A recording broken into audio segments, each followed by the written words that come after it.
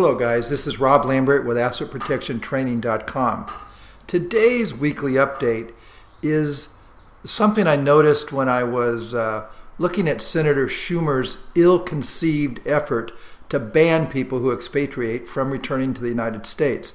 I reported on that last week, and you can watch that video at the link that's underneath this video. That's not why I'm here today. I'm here today because in his interview, he dropped some information which solves a mystery that's been bugging all of us tax guys for the last 15 years. In 1996, DART, right before 1996, a guy named DART expatriated. He basically is the heir or owner of DART Container. DART Container at the time had a pretty much monopoly or a patent on the foam cups that you drink coffee out of. He makes a lot of money. He's a billionaire. And he went to Belize and acquired a Belizean citizenship. In fact, I actually was looking at a fax machine when his papers came actually in.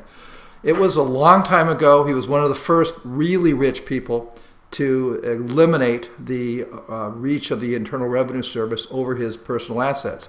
He went to Belize where there's no income tax on him, and he now lives in the Caymans where there is no income tax. Well, that irritated the IRS. They enacted 877, and it was a provision designed to prevent people from expatriating, and if they do expatriate, tax them for 10 years just as if they remained in the United States. The problem is it's senseless to try to tax people who are no longer within the borders of the United States. They've consciously removed themselves from the jurisdiction of the United States, but the IRS wanted to tax them. They enacted 877 back in the 90s, and in 2008 they updated it with something called the HART Act. I love this. Heroes, Earnings, Assistance, and Relief Act. Give it a good name, but the purpose of the act has nothing to do with its name.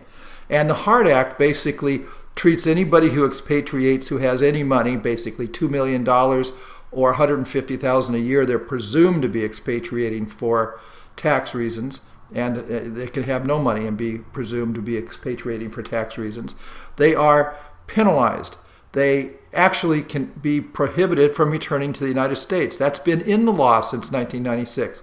And as typical, Senator Schumer is trying to enact a new set of laws to do exactly what old set of laws should have done. Well, listen to this. This is the important part. Here you hear the Bloomberg reporter asking Senator Schumer about the old 877, later HART Amendment, HART Act. And let's listen to what he says about that. Aren't there laws on the books already that sort of deal with this issue? There is one law that passed in 1996, but it had no enforcement. Now, isn't that wonderful?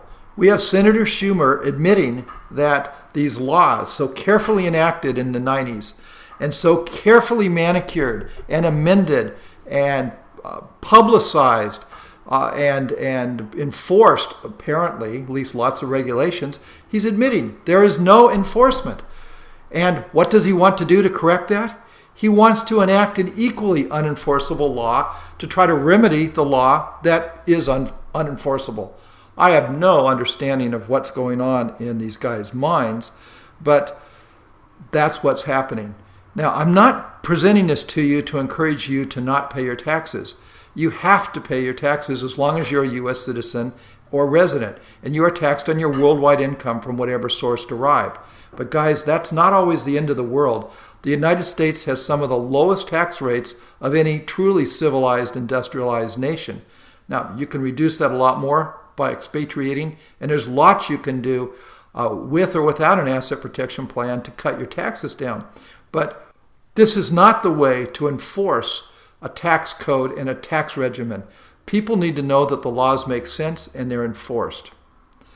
Well, just for fun, let's listen to him say it again, and I'll see you next week.